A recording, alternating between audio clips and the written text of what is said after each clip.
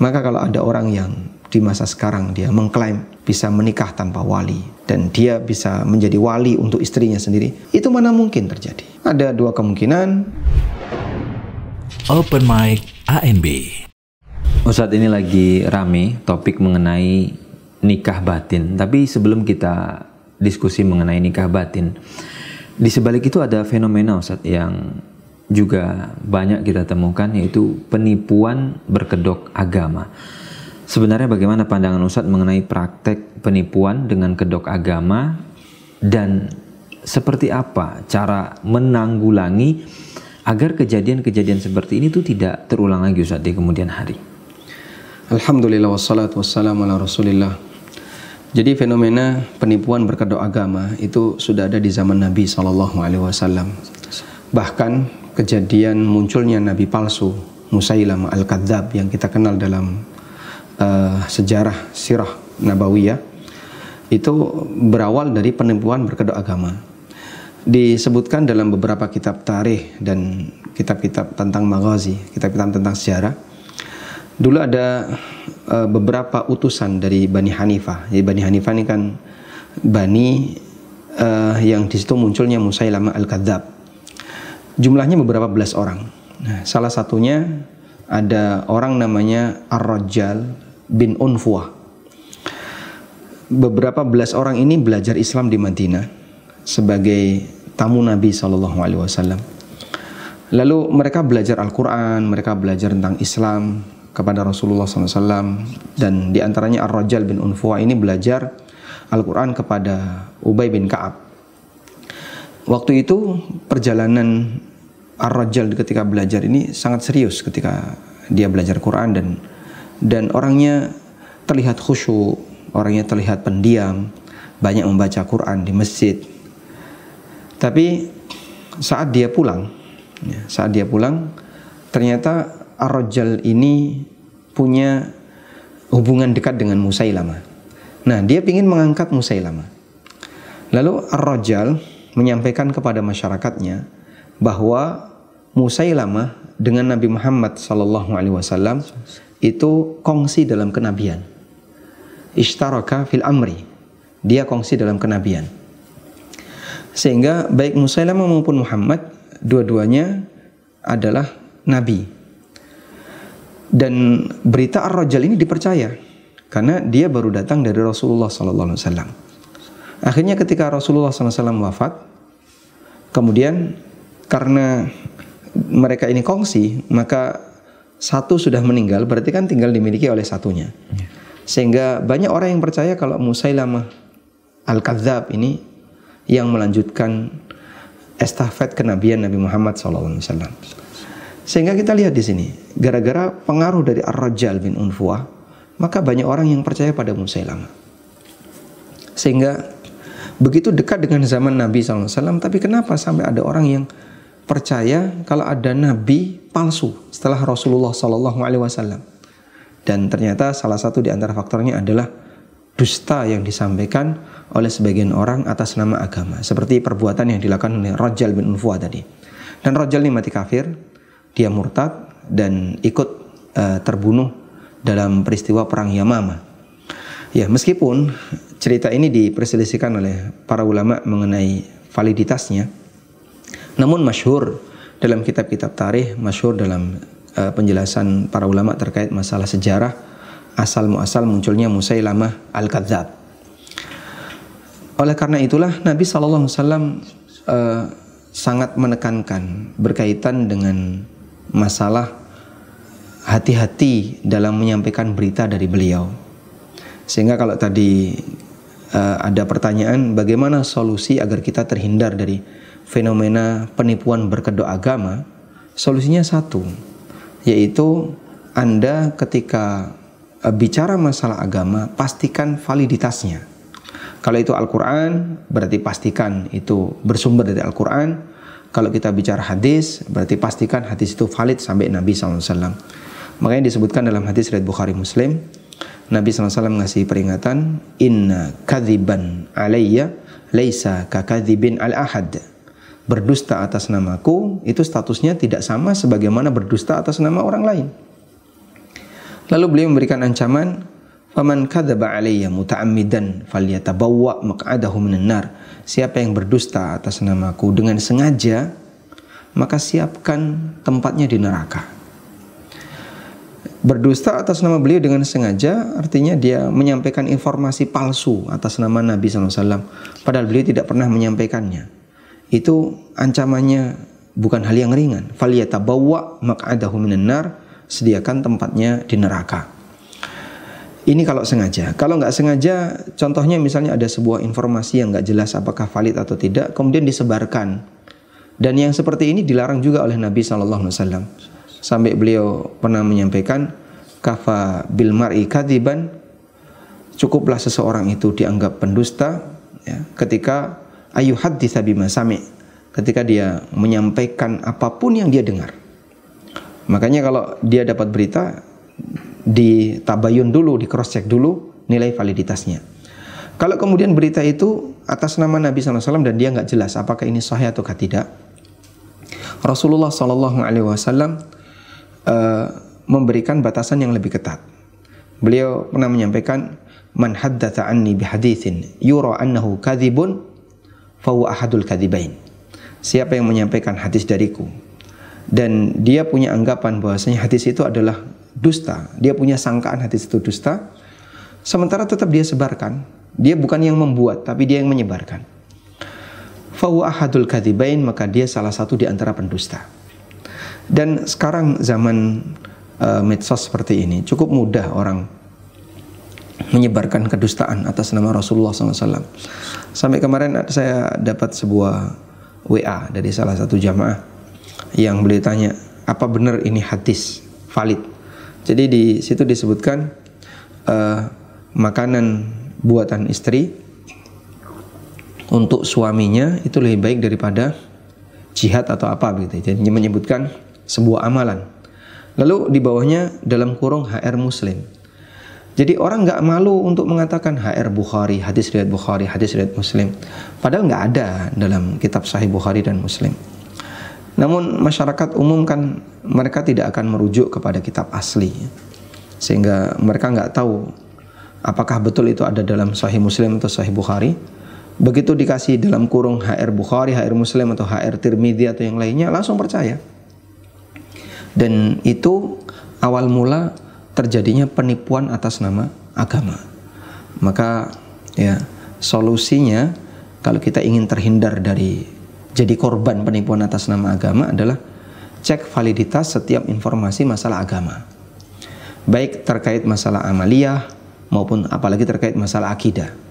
Sehingga munculnya praktek pelecehan seksual atas nama agama dan seterusnya, itu gara-gara dia terlalu percaya dengan berita yang disampaikan oleh orang yang tidak bertanggung jawab berkaitan dengan masalah agama, dan dia tidak ngecek apakah itu valid atau tidak.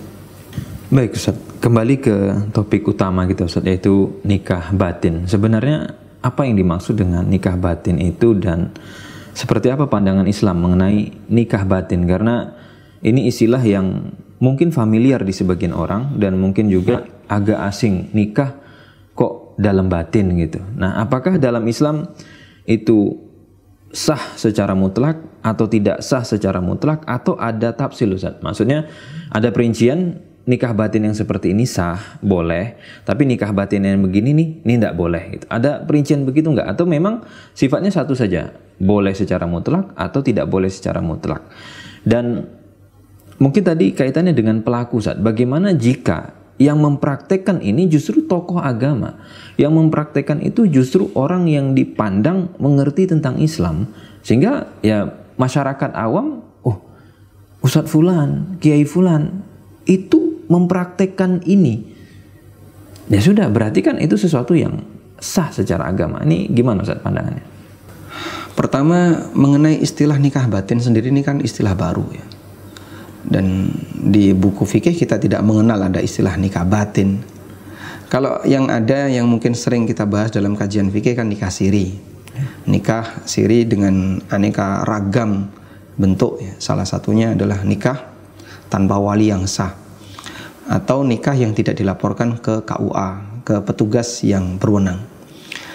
Tapi kalau nikah batin sendiri itu apa? Saya sendiri juga bingung. istilah ini awal mulanya dari mana. Cuman banyak yang mengatakan bahwa nikah batin ini adalah cara yang dilakukan oleh sebagian orang bejat ya, yang ingin melakukan penipuan terhadap jamaahnya dengan atas nama agama. Ya berangkat dari tadi dia melakukan penipuan atas nama agama atau melakukan pelecehan seksual atas nama agama. Baik, pertama istilah batin dulu. Sebenarnya istilah batin ini banyak dipakai dalam kegiatan orang Syiah. Jadi orang Syiah dan juga termasuk sebagian orang Sufi itu punya anggapan tentang tafsir. Tafsir itu ada tafsir zahir, ada tafsir batin. Tafsir zahir itu ya tafsir yang termaktub dalam kitab-kitab tafsir. Jadi kalau ada orang baca tafsir Ibnu Katsir, tafsir At-Tabari atau tafsir Qurtubi atau tafsir yang lainnya, itu tafsir zahir.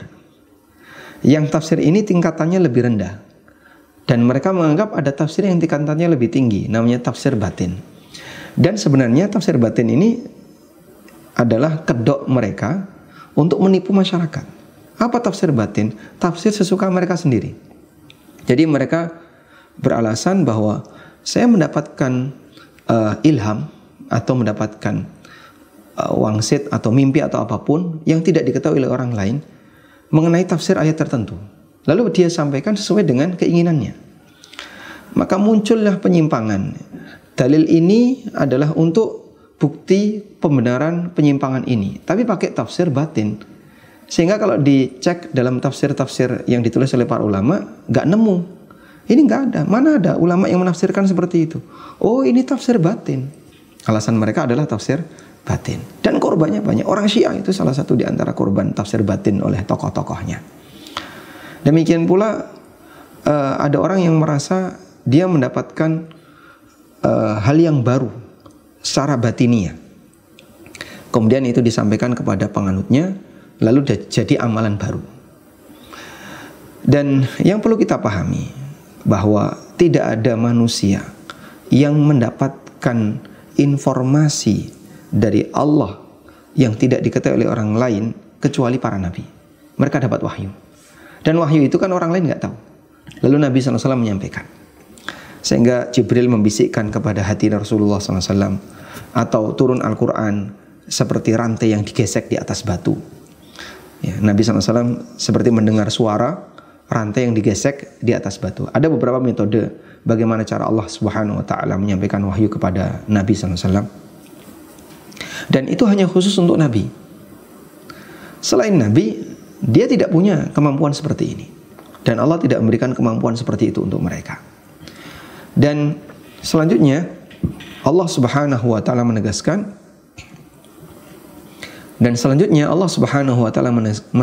bahwa wahyu yang disampaikan kepada Nabi itu sudah sempurna. Melalui firman Allah, Al-Yawma akmaltu lakum dinakum. Pada hari ini telah aku sempurnakan untuk kalian agama kalian. Nah, ketika sudah sempurna, ini anugerah bagi kaum muslimin. Artinya agama ini dikunci. Sudah nggak ada lagi peluang penambahan. Karena sudah disempurnakan. Sehingga adanya nas bahwasanya agama ini sudah disempurnakan, kaum muslimin akan terjaga dari keberadaan orang-orang yang mengaku dia dapat ilham lah, dapat bisikan, batin dan seterusnya untuk nambah-nambahi syariat. Baik dalam masalah aturan pernikahan maupun dalam masalah aturan yang lain. Sehingga Anda tidak boleh percaya kalau misalnya ada orang bilang, saya bermimpi, kemudian dalam mimpi itu saya diajari amalia seperti ini. Gak usah dipercaya. Atau saya diajari doa seperti ini dalam mimpi. Gak usah dipercaya. Kenapa? Karena agamamu itu gak butuh mimpi untuk ditambahi. Agama Islam tidak butuh ditambahi dengan mimpi. Tidak perlu disempurnakan dengan mimpi. Allah sudah menyempurnakannya. Sehingga kita seharusnya bersyukur kepada Allah. Allah jadikan agama ini sempurna melalui wahyu yang diberikan kepada Nabi Muhammad SAW, sehingga kita tidak butuh tambahan, baik dari ajaran yang lain maupun dari pengakuan dusta yang dilakukan oleh penganutnya yang menyimpang atas nama mimpi, kemudian mereka sebut itu adalah hal yang batiniah. Nah, terus nikah batin sendiri gimana? Jika yang dimaksud nikah batin adalah dia dinikahkan oleh sesuatu yang gaib. Dan ada yang mengklaim dinikahkan oleh Rasulullah SAW. Ini jelas semuanya adalah penipuan berkedok agama. Mana ada orang zaman sekarang dinikahkan Nabi SAW? Padahal tidak mungkin dia ketemu Nabi SAW. Kalau dalam mimpi mungkin.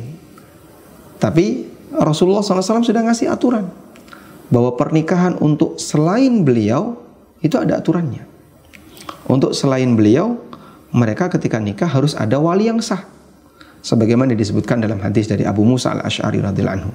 Hadis riwayat Abu Dawud, Tirmidzi dan yang lainnya, Nabi SAW mengatakan, la nikaha illa biwaliyin. Tidak sah pernikahan kecuali dengan wali yang sah. Sehingga kalau ada perempuan yang dia dinikahi oleh seorang lelaki bejat, ya, lelaki yang rusak akhlaknya, yang kemudian dia mengklaim dirinya adalah tokoh agama, tapi sebenarnya dia adalah orang yang mau merusak aturan agama. Lalu dengan itu harapannya dia bisa melakukan pelecehan seksual.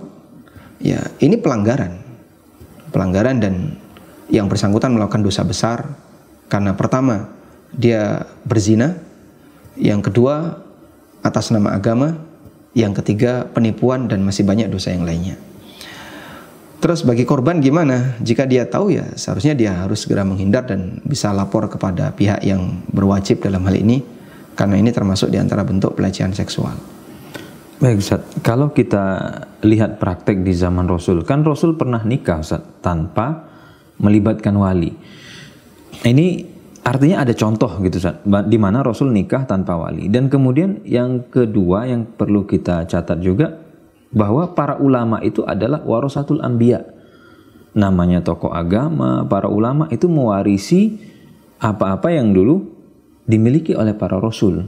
Nah, artinya adalah ketika Rasul bisa mempraktekkan itu, berarti kan tokoh agama, para ulama yang mereka itu pewarisnya Rasul juga punya keistimewaan itu gitu Ustaz, untuk mempraktekkan nikah tanpa wali. Itu kira-kira seperti apa jawabannya Ustaz? Para ulama adalah ahli warisnya para nabi, dan itu disebutkan dalam hadis yang sahih. Namun yang dimaksud ahli waris di sini, ahli waris dalam arti ulama itu mengambil ilmu yang disampaikan oleh para nabi. Baik para ulama masa silam itu ulamanya Bani Israel yang mengambil ilmu dari Nabi Musa dan mengambil ilmu dari para nabi Bani Israel, atau ulama kaum muslimin yang dia mengambil ilmu dari Rasulullah SAW, mengambil ilmu, sahabat mengambil ilmu dari Nabi SAW, kemudian generasi setelahnya mengambil ilmu dari para sahabat hingga zaman sekarang. Tapi yang dimaksud mengambil atau ahli waris di sini bukan berarti dia punya kesamaan dengan Rasulullah SAW. Jelas berbeda. Sehingga ada hukum khusus untuk Nabi SAW yang tidak berlaku bagi yang lain. Dan itu disepakati oleh seluruh kaum muslimin. Makanya ada kitab-kitab yang ditulis oleh para ulama yang berisi tentang hal-hal khusus untuk Nabi SAW. Misalnya khasais an-nubuwah, hal-hal khusus yang dimiliki Rasulullah SAW, seperti khasais an-nubuwah karya As-Suyuti dan beberapa kitab yang semisal. Karena ada aturan khusus untuk Nabi SAW, sebagaimana ada keistimewaan untuk Nabi SAW. Beliau punya mukjizat. Dan para sahabat nggak punya mukjizat sebagaimana mukjizat Nabi SAW. Bisa membelah bulan, bisa mengeluarkan air dari tangan, kemudian pelepah kurma bisa menangis, bisa bicara, binatang bisa bicara dengan beliau. Kemudian Rasulullah SAW punya beberapa mukjizat yang lain, dan yang lain tidak punya seperti itu. Sahabat tidak punya seperti itu, demikian pula apalagi generasi setelahnya. Tayyib. Oleh karena itu, sebagaimana mereka tidak punya keistimewaan mukjizat, mereka juga tidak punya keistimewaan hukum yang khusus berlaku bagi Nabi SAW. Nah, nikah tanpa wali itu memang khusus bagi Nabi SAW. Sebagaimana Allah tegaskan di surat Al-Ahzab, wa mura'atan mu'minatan iwahabat nafsaha lin nabi in aradan nabiyyu ayyastankihaha khalisatan laka min dunil mu'minin. Di antara wanita yang halal untuk Nabi SAW adalah wa mura'atan mu'minah, seorang wanita mu'minah, in wahabat nafsaha lin nabi, apabila dia hibahkan dirinya untuk Nabi. in aradan nabiyyu ayyastankihaha, jika Nabi punya keinginan untuk menikahinya, sehingga dia hibahkan lalu dinikahi oleh Nabi SAW tanpa ada wali. Tapi kata Allah, khalisatan laka min dunil mu'minin, dan itu khusus bagimu, gak berlaku bagi orang mukmin yang lain. Sehingga Al-Quran telah menegaskan hukum itu khusus untuk Nabi SAW. Maka kalau ada orang yang di masa sekarang dia mengklaim bisa menikah tanpa wali, dan dia bisa menjadi wali untuk istrinya sendiri, itu mana mungkin terjadi? Ada dua kemungkinan. Pertama, dia mengaku dirinya sebagai nabi atau punya kesamaan dengan nabi. Atau yang kedua adalah dia tidak mengaku nabi atau punya kesamaan dengan nabi, tapi dia menipu wanita ini untuk bisa menjadi korban pelecehan seksual yang dia lakukan.